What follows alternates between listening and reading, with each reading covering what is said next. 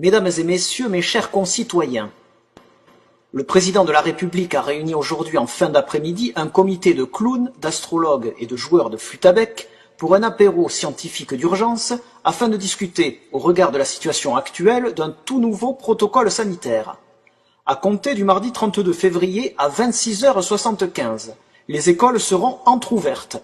L'accès se fera en crabe, dans les conditions normales de 50 élèves par classe, en respectant toutefois une distanciation de 15 mètres entre chaque individu, le port du masque étant également renforcé par celui d'un collier de gousse d'ail que le personnel éducatif et les enfants devront garder toute la journée.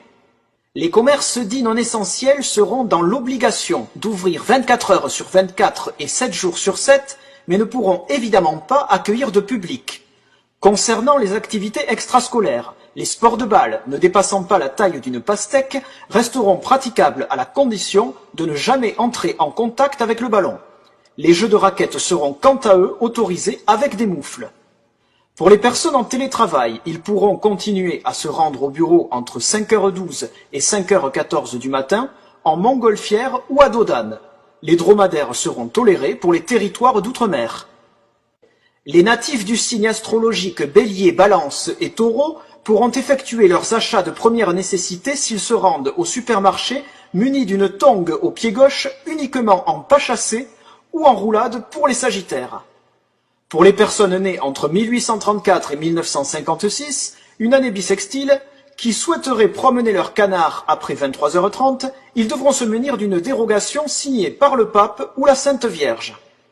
Par ailleurs, dans un souci d'apaisement, la chanson de Serge Lama « Je suis malade » sera retirée des programmations radiophoniques et des plateformes de téléchargement.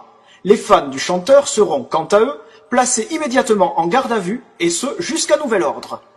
Enfin, en ce qui concerne le vaccin, au vu de la pénurie actuelle, il a été décidé que celui-ci serait remplacé par la protection d'un marabout en téléconsultation sous la forme d'un mail magique dont le contenu devra être récité à la pleine lune par tous les Français qui le souhaitent. Des traductions de la formule en anglais et en zoulou seront également disponibles pour se protéger contre les variantes du virus.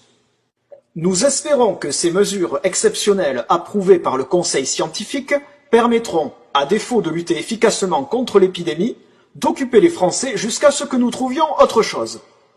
Merci, bonsoir.